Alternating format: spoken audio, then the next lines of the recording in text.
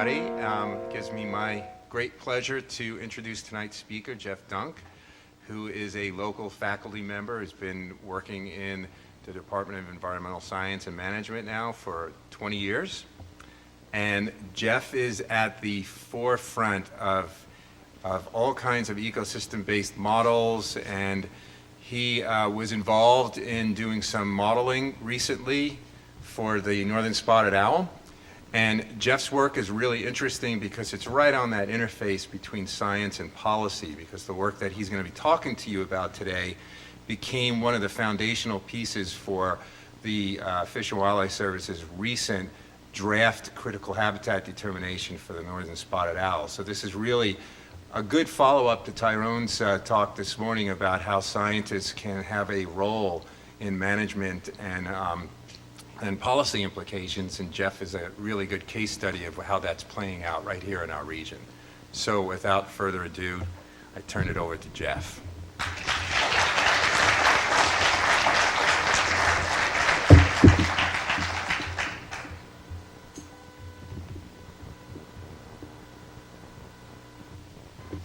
All right.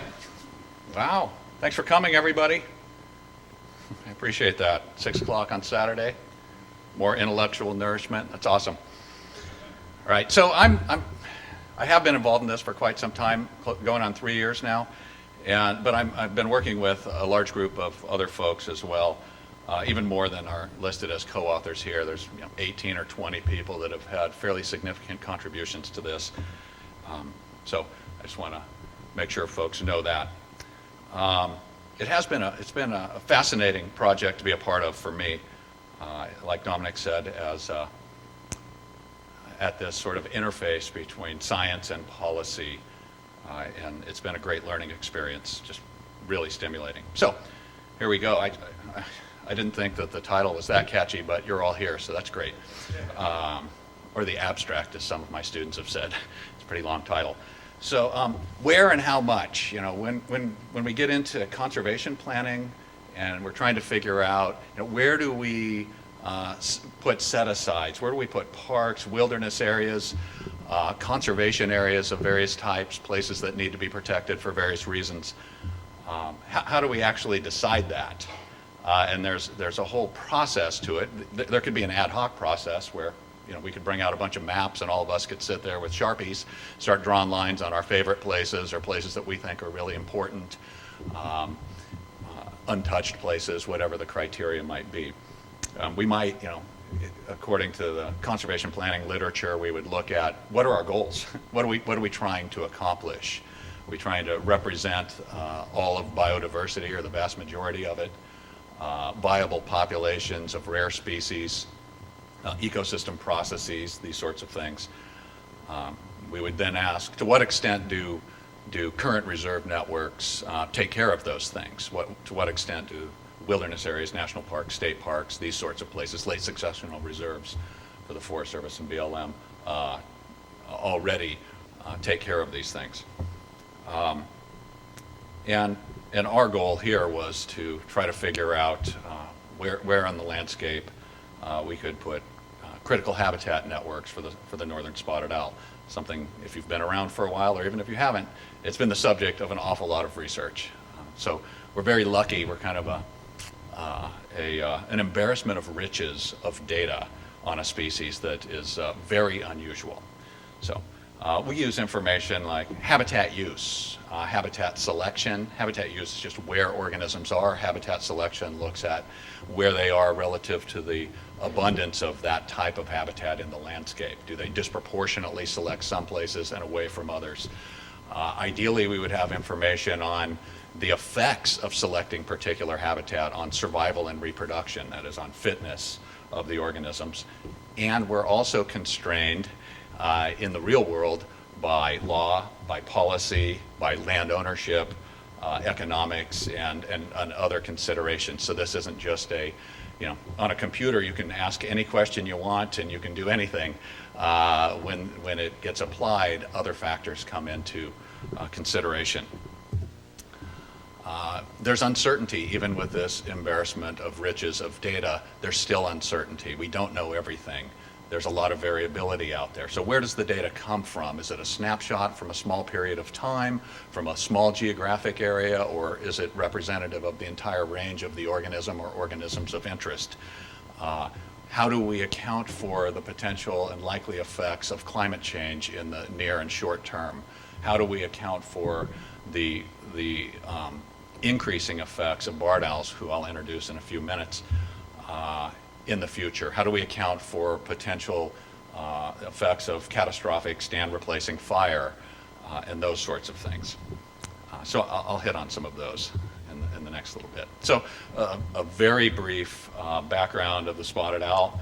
It was in the news. There were the timber wars. I don't know that we're done with them, but if you were around in the late 80s and early 90s, you'd have boards of supervisors with chainsaws and leading parades and other folks. I mean, it was a pretty contentious. Not that we're all holding hands now.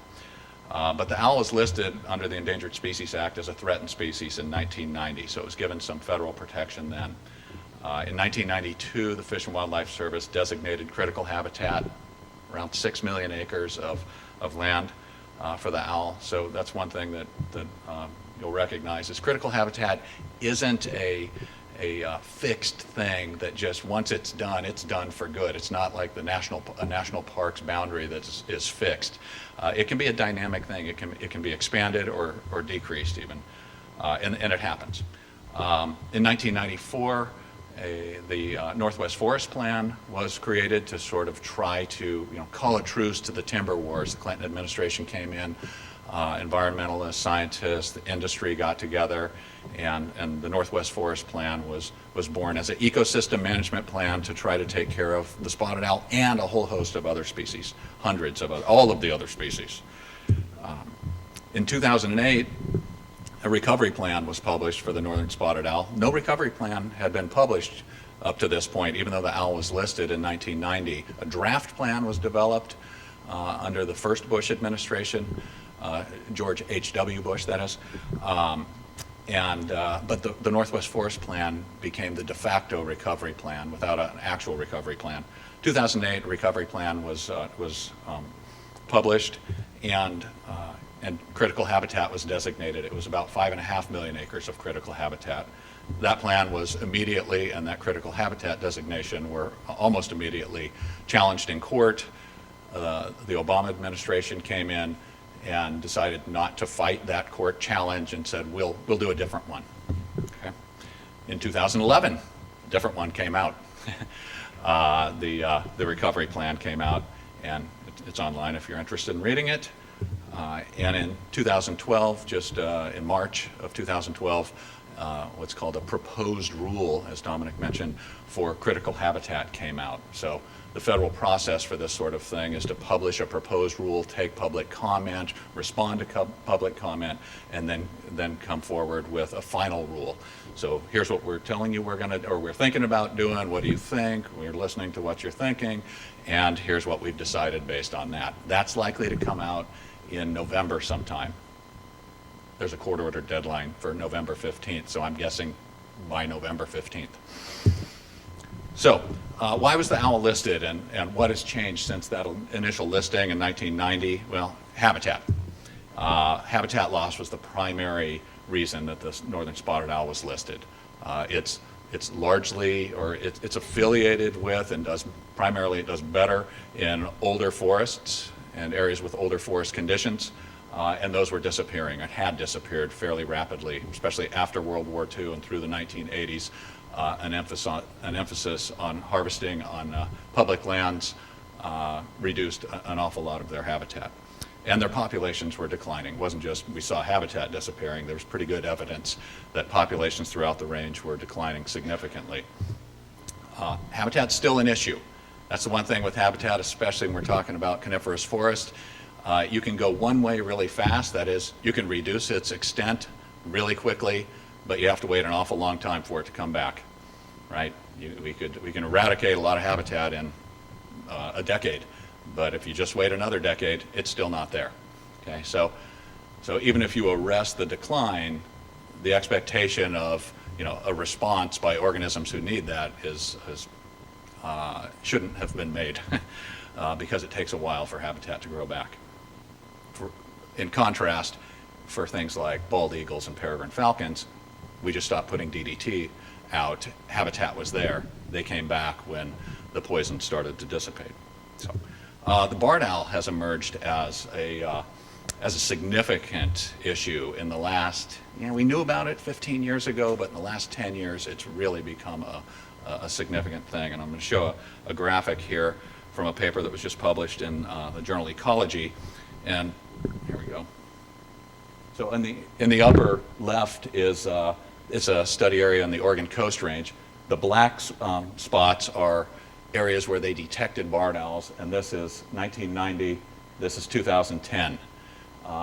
This study it's one of the demographic study areas. There's about 11 of them throughout the owls range, the northern spotted owls range, and it just gives you kind of a time series of how the barred owl has come into and expanded its range. It started north in northern Washington and has sort of moved into Oregon and now Northern California. Barred owls are in the same genus as spotted owls. They're competitively dominant. They're a little bit bigger. They're not as focused or specific in their food habits. They eat a wider variety of things, and they just basically are outcompeting spotted owls. There's probably a little bit of direct mortality, but in some cases, and Lowell Diller, who works around here with Green Diamond, and others have done some fairly simple removals, only to find that the spotted owls come right back when the barred owls are removed. But the barred owls sometimes are going in and just taking up the exact same nest sites that the spotted owls had. It's not just a similar place, sometimes it's the exact same place. Okay. So that's a new thing. It's a new stressor that's been brought into the system since the owl was listed. So here's a subset of the guiding principles we used for designating critical habitat. I shouldn't say that. For looking at what we looked at, I had nothing to do with designating it, actually. That's a policy decision, and I'm not a politician. But we wanted to ensure sufficient habitats to support population viability across the entire range. It's possible that you could have a viable population in Northern California and Southern Oregon. That wasn't what they were after. It was throughout the entire range of the species. How big is the entire range? It's about 50 million acres, 20 million hectares.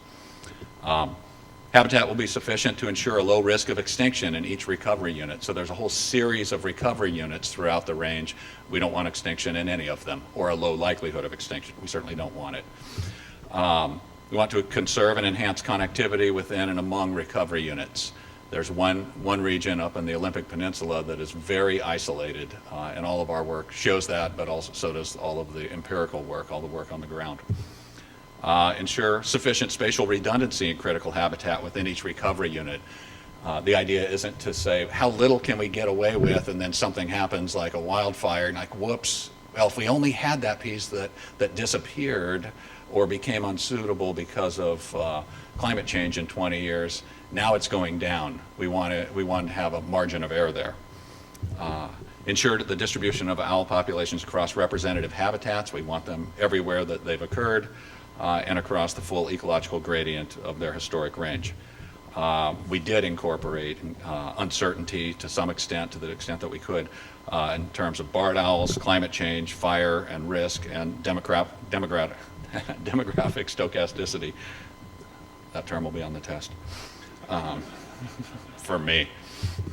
So here's the outline of the process. I'm going to bring this figure back several times, but this is the fun part. It is.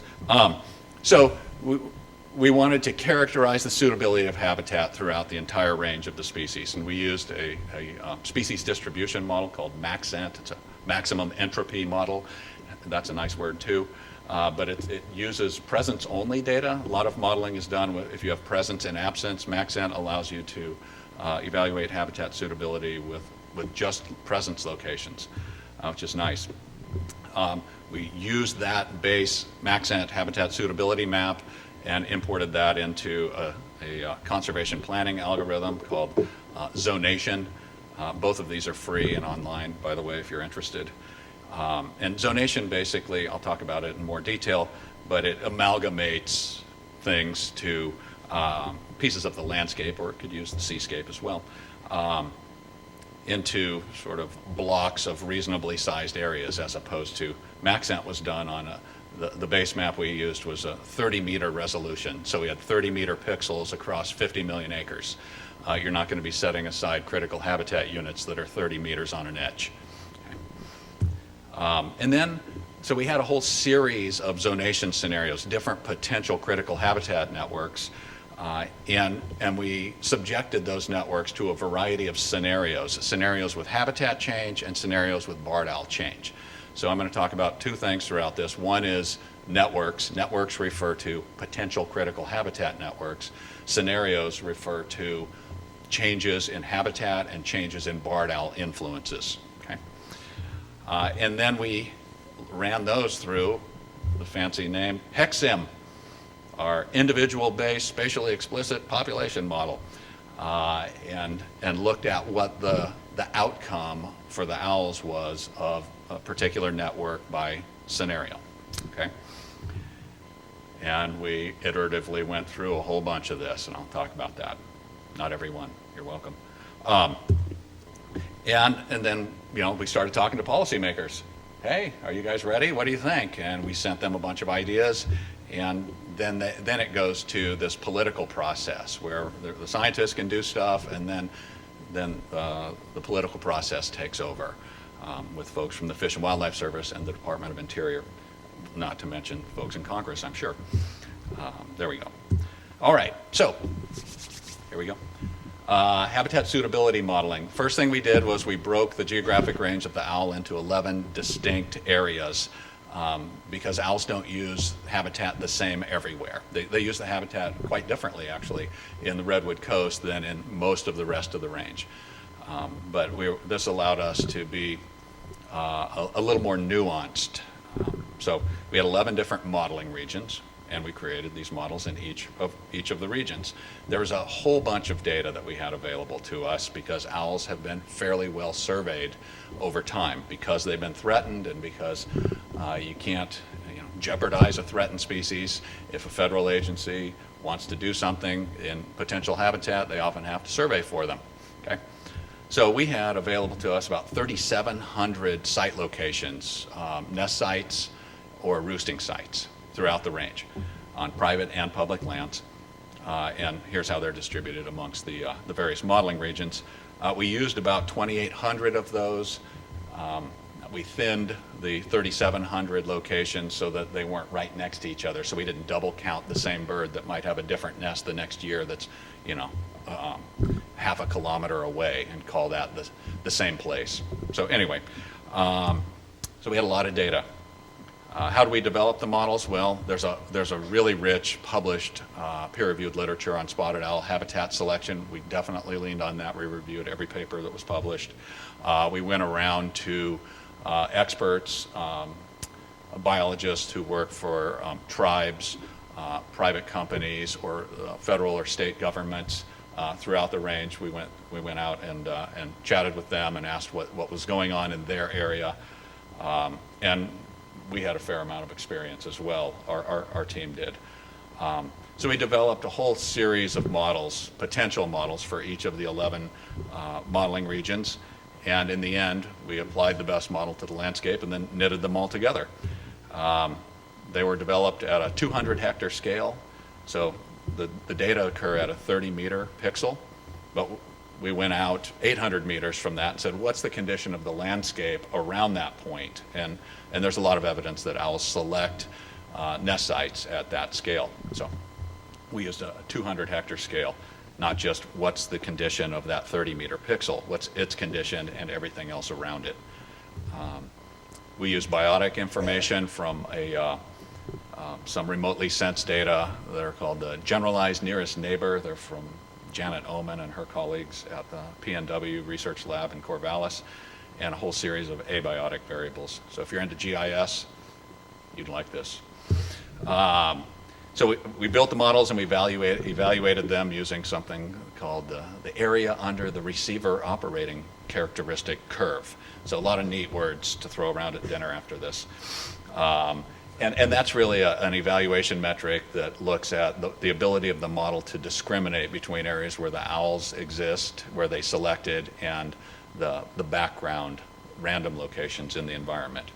And gain is another metric, and it looks at the average difference between where the owls were and the random points in the landscape. Interestingly, not interestingly maybe, but it is interesting, and importantly, we built the models with 1996 data because first we had the GNN data from 1996, but secondly, the barred owl's influence throughout the spotted owl's range was much more reduced in 1996 than it was more recently.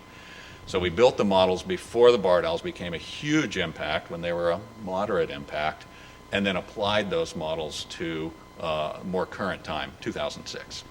That was the bookend period where we had the GNN data. So, modeling is fun, but you can fall in love with what you create, right? You have to, how good is it? You're always going to come up with something. So we do something called cross-validation, where you take subsets of the data out, create the model without those subsets, recalibrate the model, and then classify the withheld data. We withheld 25%, recalibrated the model with 75%, classified the withheld 25%, did that 10 times within each modeling region. And it gives you an idea of how robust the model is. Is it just a house of cards that if you perturb that data set at all, it just falls apart? Or is it fairly robust to perturbations in that developmental data? Which is what you want. You want a robust model that has usefulness, not just for the data that it went into developing it, but you want to apply it to novel circumstances. Okay. For some regions, we had independent data as well. Independent data is like the gold standard in science, right? Develop a model with one set of data and apply it to another, and if it works there or works in several other independent data sets, we love that. So, like I said, it's an evaluation of how robust the models are. And I'll talk about this, but there's a bunch of acronyms, but I won't be testing you guys, don't worry. So, the distribution of relative habitat suitability. Here, this is the state of Washington. These bluer and magenta colors are high suitability areas. The brown is kind of low, moderate, and white is poor. Okay? So you can see in the state of Washington, not chock full of high quality spotted owl habitat, somewhat rare, according to our model. State of Oregon, Western Cascades is pretty nice. The Willamette Valley, not a lot there. We're not too surprised by that. And there's a little bit in the Oregon Coast Range, and then here's California. California actually, it turns out, has more high suitability owl habitat than either Oregon or Washington. And then here's the entire range put together. Okay. So this was the base information that we fed into our conservation planning algorithm. And just some of the quick results here. The AUCs, these values, you can read. The maximum potential value is 1. Okay, a value of 0.879 means that 87.9% of the time, if you took a random sample of an owl location, we had hundreds of them, and a random location, the owl location would have a higher suitability value, 87.9% of the time. So this is the discrimination metric. Good discrimination, basically across the board, which is wonderful. That's what we wanted. And here's just a histogram showing you the distribution of habitat suitability in various classes. I put them into 7 different classes here. And they're going from the modeling regions that have the most low suitability habitat to the least low suitability habitat. So here's West Cascades North. About 73% of that place is made up of habitat that has very little value to spotted owls. Okay? And very little of it is made up of really high suitability habitat. And I'm not going to walk through, I'll put the histograms up, but this is the redwood. I used red. But very little of the redwood region is made up of low suitability habitat. Okay? And this, remember earlier I said that owls use the world differently in the redwood region. They do fairly well in areas with timber harvesting in the redwood region. That isn't replicated elsewhere through their range. So there's a lot of medium and even a reasonable amount of fairly high suitability habitat in the redwood region, also in the Klamath West, the Klamath East, and interior California coast. But the take-home message here is that most areas have a lot of low suitability habitat. No areas have a lot of high suitability habitat. Okay. And then this is our what's called the strength of selection, and it gets to something that's called model calibration, and it represents the extent to which owls disproportionately are attracted to or stay away from areas with these various habitat suitability values. So up here, owls are using this high suitability bin about 12 times more than you'd expect based on the extent of that area in the landscape. They're using this low suitability area about 12 times less than you'd expect based on its extent. So they're not using this stuff very much, and they're using this stuff almost always. Okay? And then there's intermediate, right? So it gives you an idea of the sort of relative, the degree to which owls disproportionately use these areas. And this is what you want. This is a well-calibrated model, should have a cline going from not using the bad stuff very much to using the intermediate stuff an intermediate amount of time to using the good stuff a lot of the time. That's what you want. Okay? So it's just another evaluation metric. So in our cross-validation tests within each of the 11 modeling regions, there was very little difference between the full model and the cross-validated model. So the full models were quite representative, it turns out. The difference was 1.6% to 4.5% in terms of the categorization of the habitat within each modeling region. And then here's the independent data we had and trying to characterize the distribution of habitat suitability with the training data, which is the 1996 data, and independent data. We had almost 1,000 locations. Not a whole lot of difference here. We're seeing the same general pattern. This gives us a little more security that both cross-validated and independent data are telling us the same thing. Good. We like that. And thus, I'll continue. So conservation planning. So how do we take that and come up with alternative networks? And this program, Zonation, is very powerful, but it's quite simple. It's made for looking at multi-species data. So you could, Carlos Carroll and I and a guy named Ate Molanan, who developed this software, did this for 130 different species simultaneously, and looking at where would be an optimal place to put reserves for those 130 species over a few different climate change scenarios. We used it here for only a single species, the owl. In Zonation, what it does is it basically, like I said earlier, it amalgamates areas into conservation-sized units. That's not its real intention, but it does, and I'll show you how it does that. But for each species you're looking at, only one for us, you tell it how big is the species home range and how easily can the organism get around. So an owl can get around the landscape quite easily compared to a mollusk or a salamander, right? So, if I'm on a piece of habitat on this platform and I'm a salamander, something in the other room, it may as well be on another continent. I just can't get there. There's nothing between me and it, and forget it. If I'm an owl, it's nothing. I'm going to be there in a second. I'm there. It's connected. Okay. So it's that sort of thing where you look at the organism's agility, its ability to get around the landscape, and how big of its home range is. Okay. You can prioritize lands. You can tell it, we have to put in all of the federal reserve lands first, or you can't consider private lands, or you can consider everything, but first put in only public lands, and then if you can't meet your goals, then we'll start adding other lands. You can consider cost.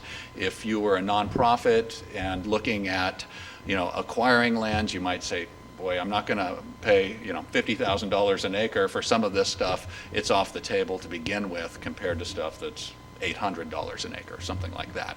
So it allows for these sorts of things to be put in up front if you want. So sort of a little bit more economic and political realism can be built in.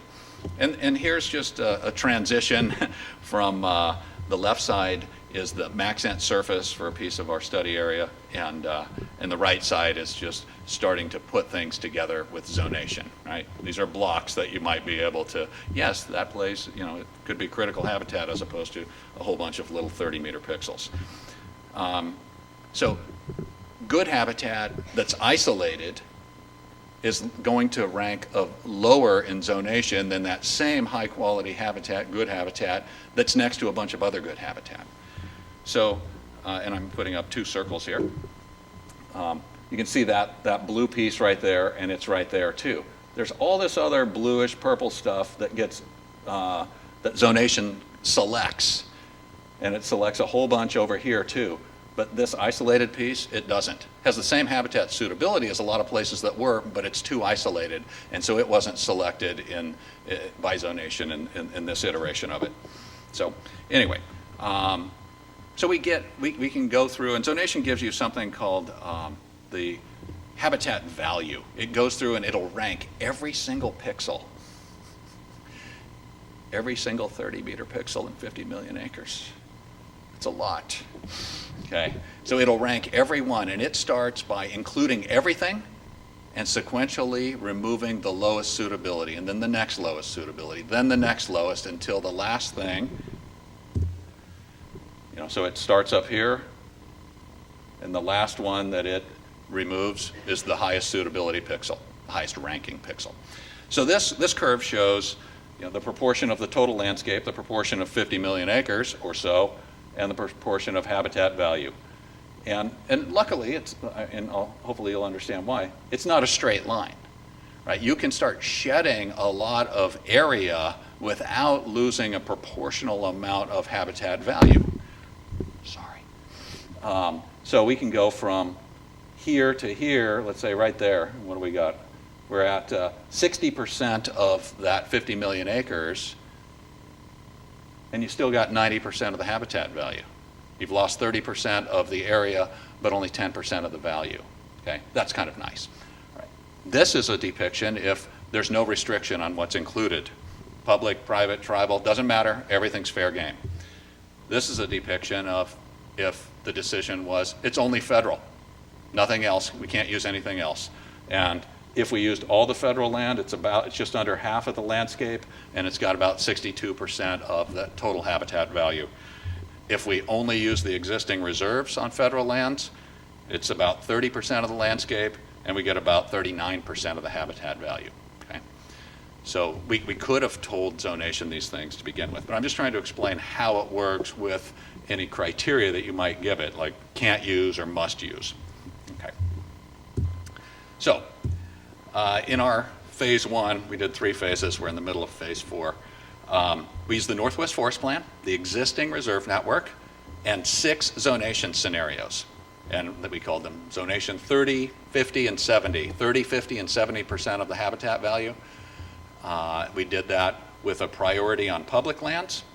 Get that 30, 50, or 70% of value on public lands if you can. If you can't, then you can go onto private lands. And the other was 30 and 50 and 70% of habitat value on any lands. Okay, there's no restriction. Okay, one of them's much more efficient. If you can go to any lands, you can get a certain amount of habitat value on less area. All right. Phase 2, we did what we called composite scenarios, where we looked within each of the modeling regions at how the owls performed under zonation 30, 50, and 70, public and all, and the Northwest Forest Plan. And we started mixing and matching, saying, hey, they did pretty well here in zonation 50, public. They didn't do well here unless it was zonation 70. They did okay in another area in the Northwest Forest Plan Reserve. So we started mixing and matching. Those are the composites we used. Not one size fits all. And then phase 3, we went away, not completely from the computer's help, but there's other information out there. There's areas where we know there's owls that didn't show up here. There's little pockets in Marin County where there's a population, and we thought, hey, that's pretty important. And there's areas that the models identified that biologists looked at, and they said, gosh, there's nothing there. We've surveyed that area. So, and then there was sort of snapping boundaries too, to real ownership boundaries. So, you know, if you're 300 meters into a private land, maybe it's okay to snap that boundary over to the public ownership. There's those sorts of things where people went through it. I wasn't one of those people, and came up with these phase 3 composites. All right. So then we have these scenarios, and with barred owls and habitat. There's a lot of process here. There's some products I'll share with you, though. So Hexham, a population model. It's spatially explicit and individual based. So, you know, if you've had a general ecology class, you know about population models like exponential growth, right? Right? I mean, that's nice. We love that one. You know, n sub t is equal to e to the rt, or n sub 0 times e to the rt. Sweet. I just finished it, right? It's easy. It's just there's some average rates. We apply it to everybody. We do it once. We're done. This talk's over. It's not over. So here, it's individual based. Every owl is accounted for throughout time, not just averaging everything. Every owl in the landscape is accounted for. It's spatially explicit that its vital rates, its birth and death rates, are a function of where it is on the landscape and the suitability of the habitat where it is. They disperse, they die, they have babies, who, you know. So we were able to program some realism in. So the 3 models, Maxent, Zonation, Hexham, all free, all online. Okay, that's nice. Didn't matter for us, but it was nice. It was cheaper. It mattered. It allows for the interface with a dynamic landscape. You can slot in a changing landscape. You could simulate the effects of wildfire. You could simulate trees increasing in suitability, habitat increasing or decreasing. That's nice. For any amount of time you want. You could run this for 10,000 years if you wanted. And I don't mean the computer processing time, simulation years. It incorporates multiple stressors, like we could build up the barred owl effect over time. We could introduce a disease. We didn't. I'll tell you why we didn't do certain things. We can, it's individual based, but we pay attention, and Hexham pays attention to individuals, that you're born and you have a particular probability as a newbie this year of living to see your first birthday. And you have a higher probability of living to see your second birthday if you were able to live to your first birthday, right? So we have age-specific birth and death rates. We get all sorts of neat outputs. You can watch movies of what's going on here, I guess, if you're really bored. But you could watch dispersal movies of where every individual goes in the environment, and then watch them blink out as they keep trying to get to areas that just happen to be too far away. It's general and flexible. So Hexham is a general, spatially explicit, individual-based model. We happen to tweak it for spotted owls. But it could be used for fruit flies, it could be used for gophers, it could be used for plants, you name it. That pretty much is everything: fruit flies, owls, and gophers, plants. Okay, why hexagons? Hexagons are space filling. When you have a landscape and you can have a wall-to-wall coverage with no blank spots with a hexagon, you can do that with squares too, but with hexagons, the center-to-center distance is always the same. With squares, it's not. Okay, see, geometry's coming in, that's great. So we use this Hexham to ask, what's the relative impact on spotted owl populations if barred owl encounter rates increase or decrease over time? If habitat suitability increases or decreases, and does so differentially inside and outside of these networks that we looked at. So one of the reasons why you protect areas is to, well, protect them from the forces that threaten them, right? So we would assume that something different might happen inside than outside of critical habitat. What's the effect of designating critical habitat in a particular spatial arrangement? A whole bunch of little places, a few big places, stacked towards the south end, the middle part, or the north end of the range, those sorts of things.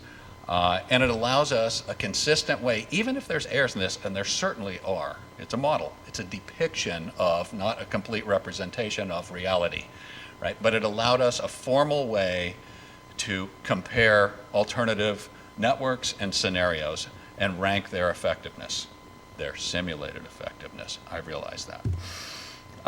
So building realism, we took advantage of this tremendous amount of data.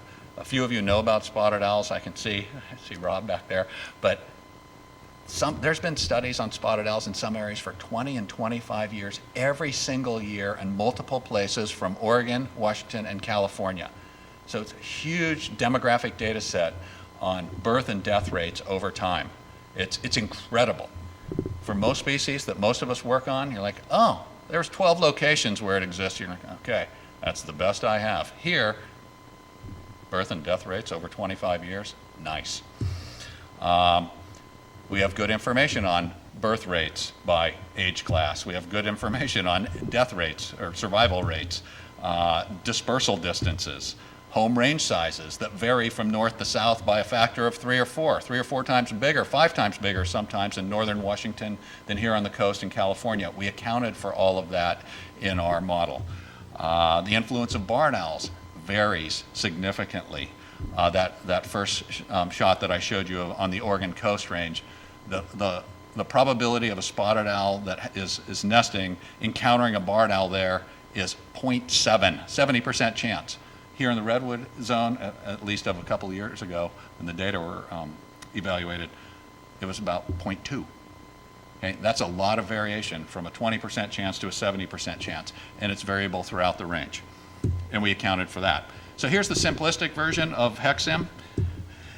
We created this hexagonal network. We overlaid it with our relative habitat suitability map, and we just threw out 10,000 owls, way more than the landscape can handle. But we wanted to fill up the suitable habitat soon, rather than have the Adam and Eve owl take 4,000 years to fill up the simulated landscape. We didn't call them the Adam and Eve owl, but it's going to be on TV now. Anyway, the owls have stopping rules. We used empirical information to tell the simulated birds where to stop. What suitability does that habitat have to be before you can put a nest on it? And we used our 4,000 animals to tell us what those rules should be, and how big their territory should be. So each individual stopped at a particular place and started building a territory, had a discrete, it built a home range. The territories they had were about 240 hectares in our model, but the home ranges varied dramatically across the range. If an owl settled, there was a determination of whether or not there was a barred owl there, and that probability was a function of the empirical estimates, somewhere between around 0.2 and 0.7, depending on where you were. Survival was determined. Are you going to live to be a year older or not? Reproduction happens. Are you going to have a baby? If so, how many? It's a probabilistic event. If you had a baby, that baby's going to disperse. And then they're going to look for a place to set up for breeding. And then we can insert different barred owl changes. We could simulate a reducing barred owls, increasing barred owls, holding them steady. So we can insert those whenever we want. We can insert habitat changes as well. And then those will influence the stopping rules. So this allowed for competition. Birds could share part of their home ranges, but not their territories. And then if that happened, they would split the resource value from those home ranges. And we would run the model for 250 or 350 time steps. That's the language we use, because it's simulated years, and we don't want people to come away thinking, oh, here's what's going to happen 250 years. We don't think that at all. Okay, we did not try to what's called hindcast and represent all of the changes that have happened on the landscape in the last 200 years. We just started it with the current landscape and then put changes into the future, but we don't think that what we get in 250 years means 250 years from now. That's just an important point. And then we evaluated the output, which we're about to do. Here's really what we did. Just kidding, that was that crazy Pentagon slide for Afghanistan or something.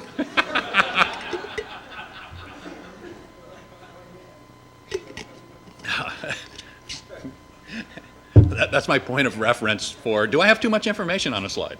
And the answer has always been no for me.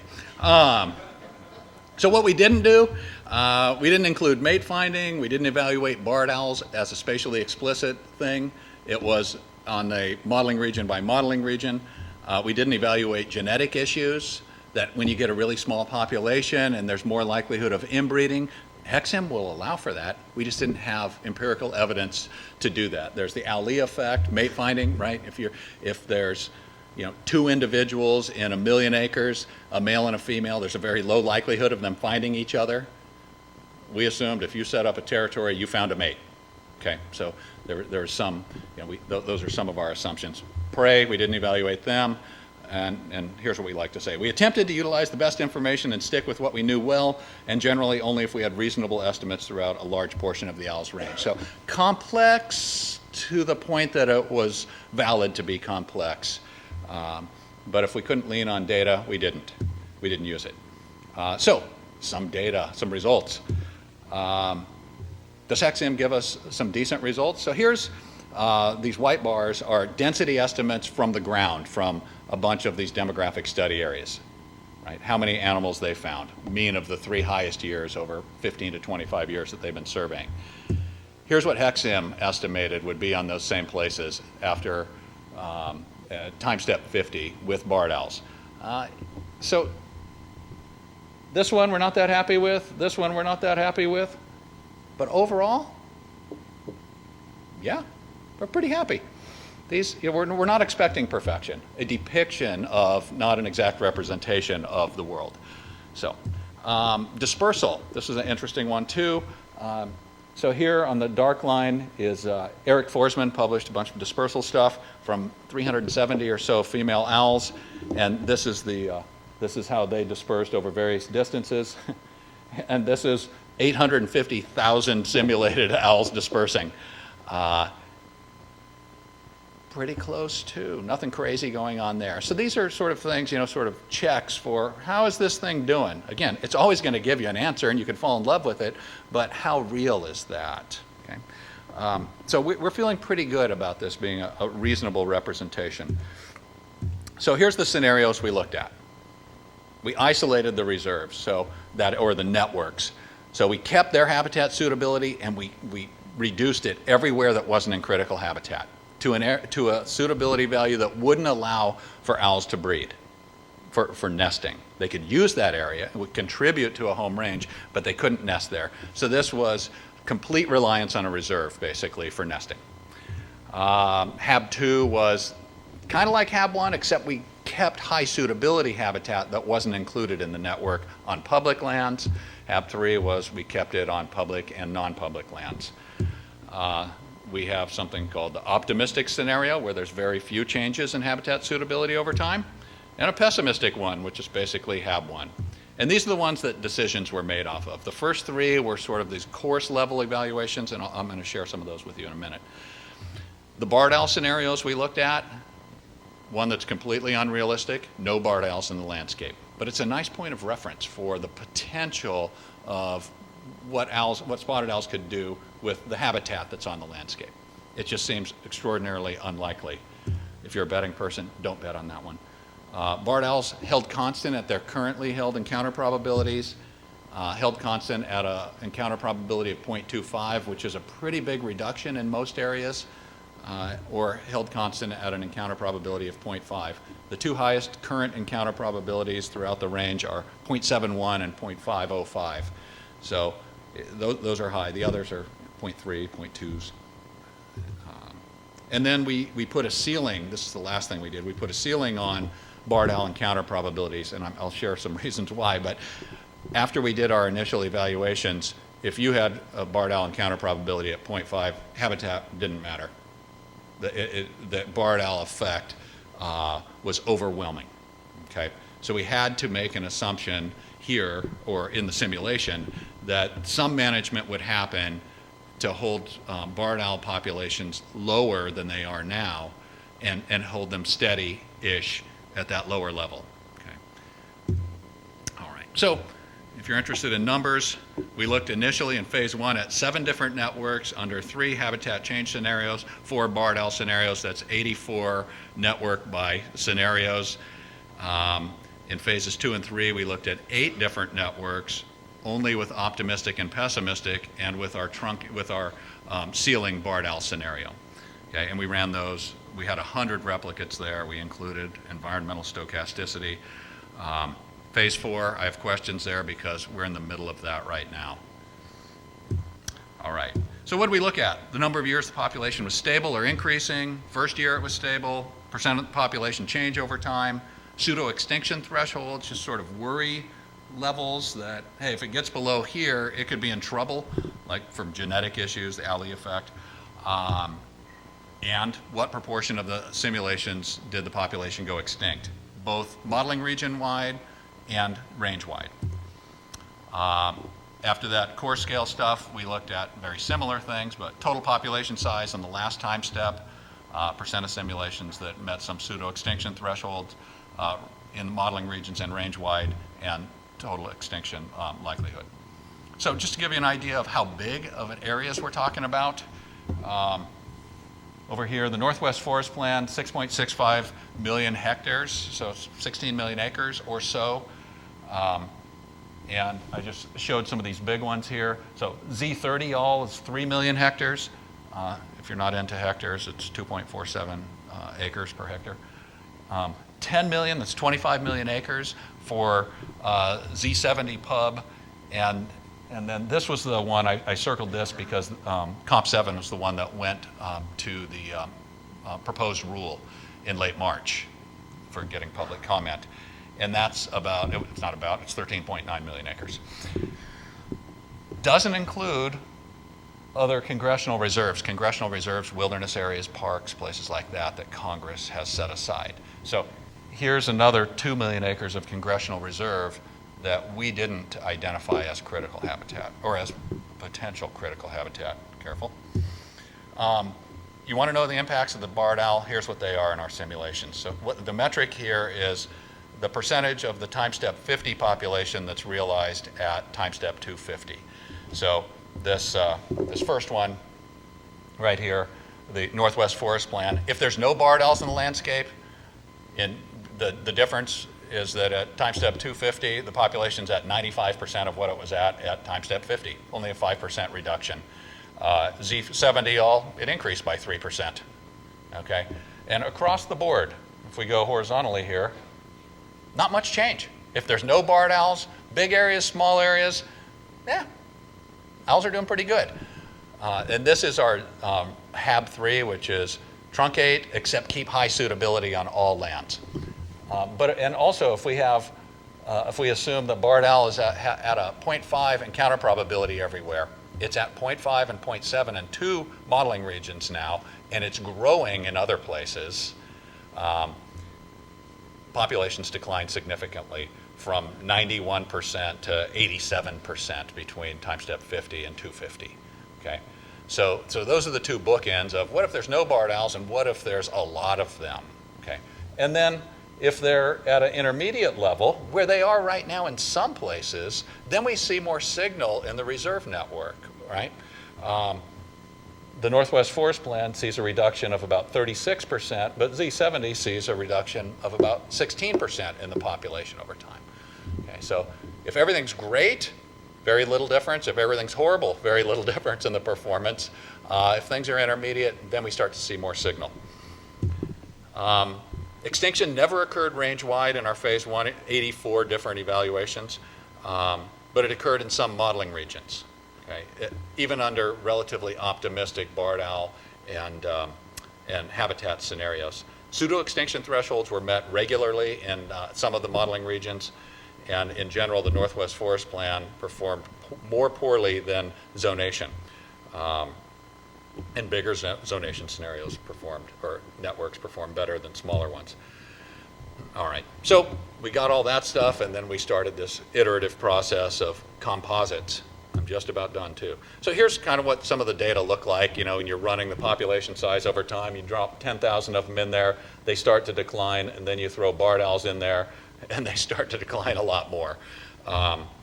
And we're really interested in what's going on down in here after, once things reach a relatively steady state. So here's differences between the optimistic and pessimistic scenarios for the Northwest Forest Plan and 7 composite scenarios. So the pessimistic is heavy reliance on the network. Okay, you don't allow breeding to happen on non-network areas. Well, these two, the Northwest Forest Plan and Comp 2, didn't do too well. They were significantly different both from each other and all of the others. But otherwise, these other comps did okay relative to each other. All worse than if there's more habitat out there. Did we really do all this to learn this? Well, to some extent.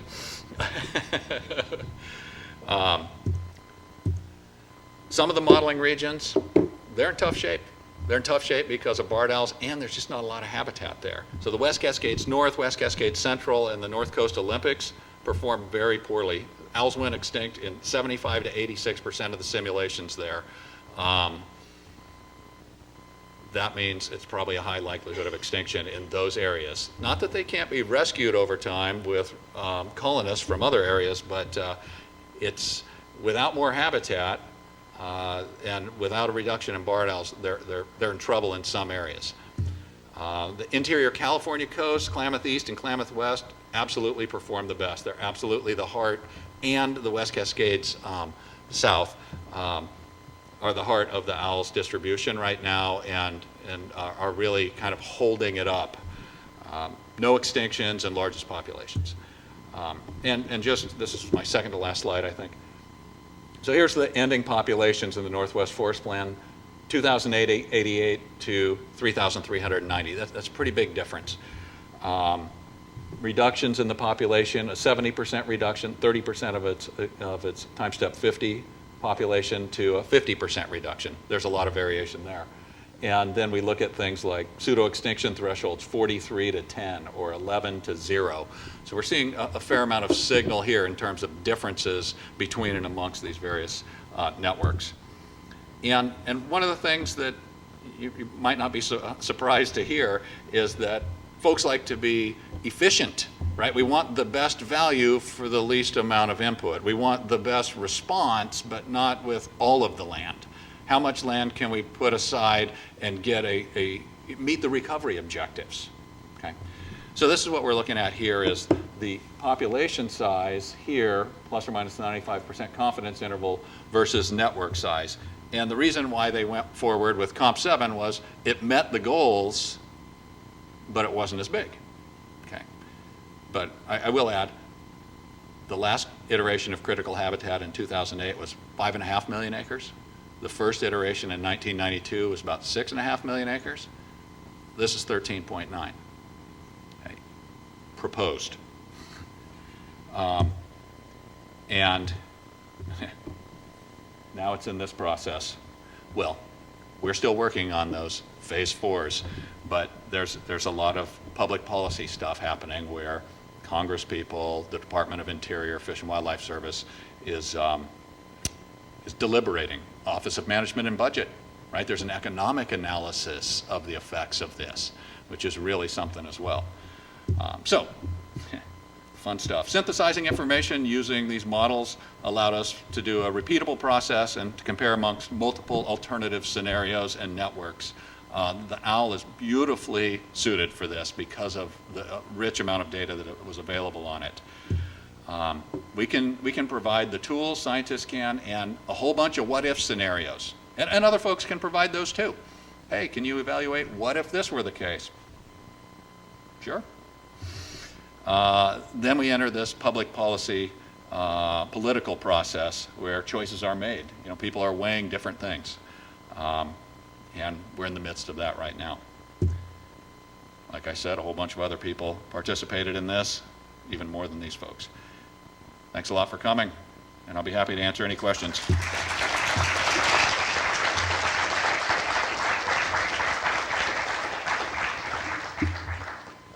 And if you do have questions, I've been asked to ask you to go to the microphone. Hey, Jeff, since I introduced you, now I get to ask you a question. Could you go back to the second to the last slide? Here? Keep going. Keep going, right there. Okay. This to me is where the policy rubber meets the road.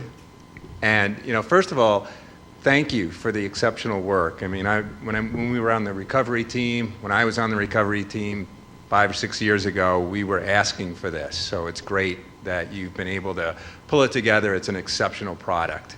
But what happens with it in the policy arena is what troubles me. And when you look at this, it sends the signal that the Northwest Forest Plan is not doing the job. And so anytime you send that signal, it opens the floodgates for scaling back protection. And so you and I talked a little bit about this outside. Part of the reason why you got Comp 7 higher than the Northwest Forest Plan is because the thresholds for habitat, relative habitat suitability in the model were set at the top end of habitat. So you're going after the best habitat out there. The Northwest Forest Plan doesn't do that. It's more of a comprehensive ecosystem-based approach. If you actually set the thresholds at all suitable habitat instead of all maximum or habitat high quality, you might have gotten a different response. I bet you would have gotten a different response. The second thing that I want you to comment on is, as you were forecasting forward in time and looking at the extinction probabilities, what were you doing to the habitat in the model over time? Were you looking at harvest rates? And why is fire being treated as a loss? There's a meta-analysis that Monica Bond and a bunch of other folks are doing now on the 3 subspecies of owls. And it's showing that owls are resilient to fire, yet the Fish and Wildlife Service keeps treating fire as a threat. And so if you put fire into the model as a habitat loss, but the owls are showing up in burned landscapes, there's a problem in terms of whether the model is really predicting reality. So I wanted you to comment on those two. One is a policy implication, or actually both of them are, okay. And the second one is, a projection on habitat. Okay, you might have to remind me of those. So there were no real thresholds that we put in. Every pixel was available to enter. Okay, there wasn't, you don't get to enter this network unless you have a value of X. But the way that zonation works, it does end up, it starts by removing the worst. Okay, so that's, I think the reason why the Northwest Forest Plan doesn't appear to perform as well as what Comp 7 does is we absolutely high graded. Right? I mean, the Northwest Forest Plan first, it was an awesome piece of work. They didn't have these tools available, right? And it's multi-species. This is single species. So I think, and there's data, as you know. There's data that say that owls within the Northwest Forest Plan and public lands are doing way better than owls outside of it, right? They're declining they're still declining, but at a lower rate. So we didn't have a threshold that said only high suitability, but we did get most of the high suitability stuff. But there's a lot of intermediate and even some low suitability stuff that shows up in these networks. That's one thing. The fire. So we made no assumptions the service may, but in terms of our modeling, we made no assumptions about the effect of fire. We started with the current landscape.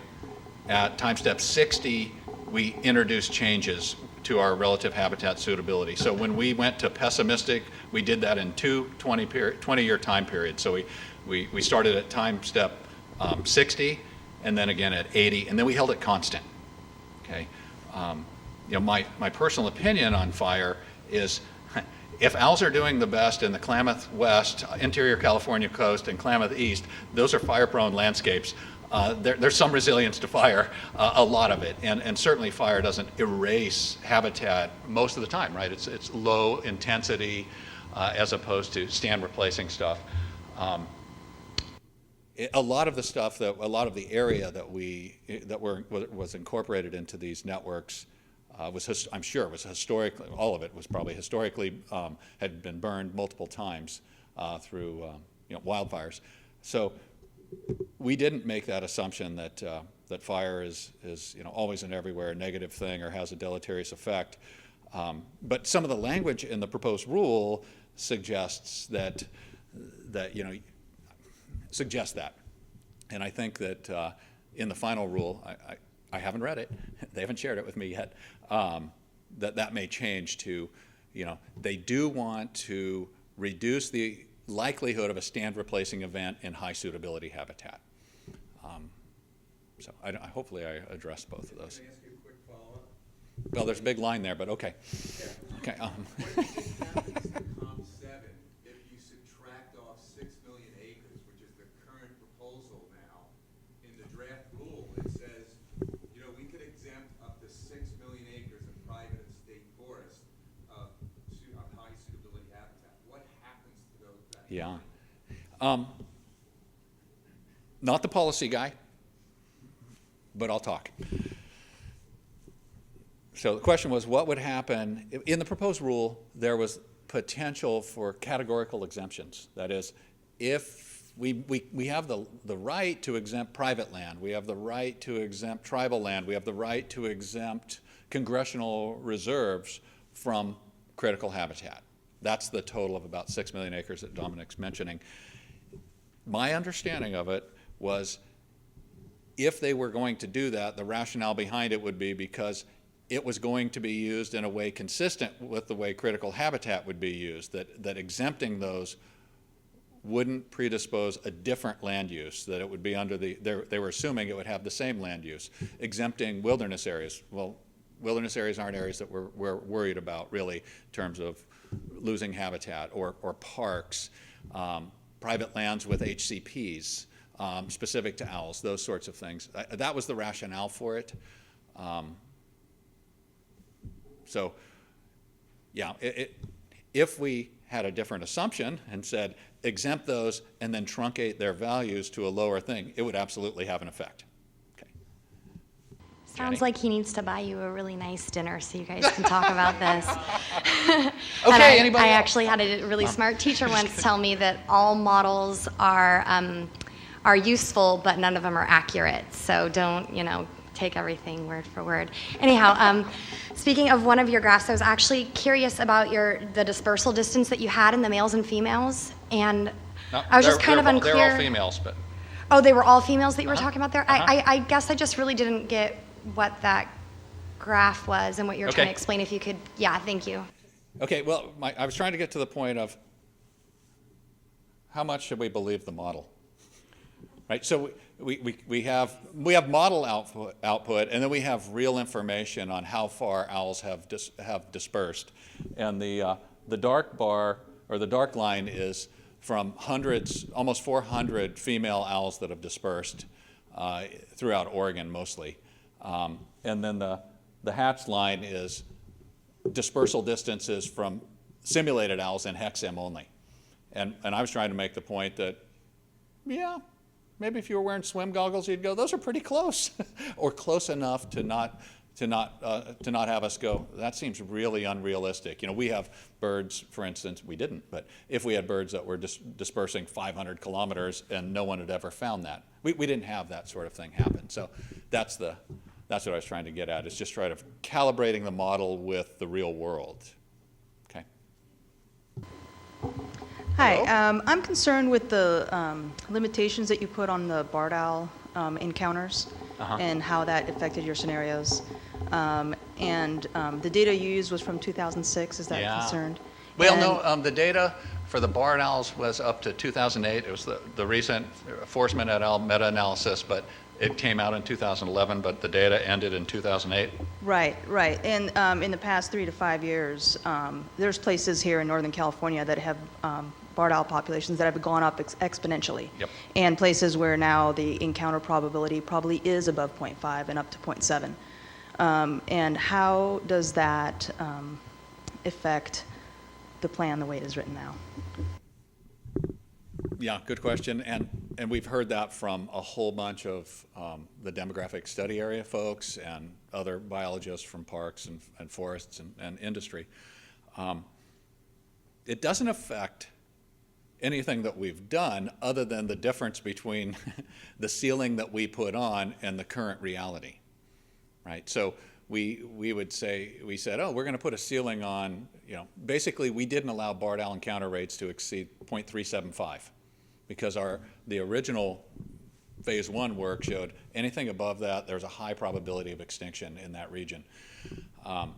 So the language in the proposed rule was habitat is necessary but alone not sufficient without doing something with the barred owl. So that's critical habitat is simply identifying those areas on the landscape that are critical, but it doesn't mean that area alone and just designating it takes care of things, especially when there's another stressor like the barred owl, or I don't know, if there was pesticides or a poison, yes, they need their habitat, but we also need to stop that other thing that's driving the population down. So for a loaded question, if all of your models went to extinction at higher levels, wouldn't that state that perhaps this spotted owl should be now listed as endangered rather than threatened? In your opinion. In my opinion. Thank you. Maybe. That's a policy question, and those, as I'm sure you know, what's the threshold for endangered? Likely to go extinct. And the threshold for threatened is likely to become endangered throughout all or significant portion of its range. Not quantitative criteria, but given barred owls, and I heard a rumor that there was a petition to reevaluate the owl's current status as threatened, and that petition, I believe, said, and it should be endangered, not it should be unlisted.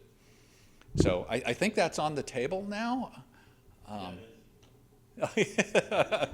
Somebody who's closer to it than me just answered that.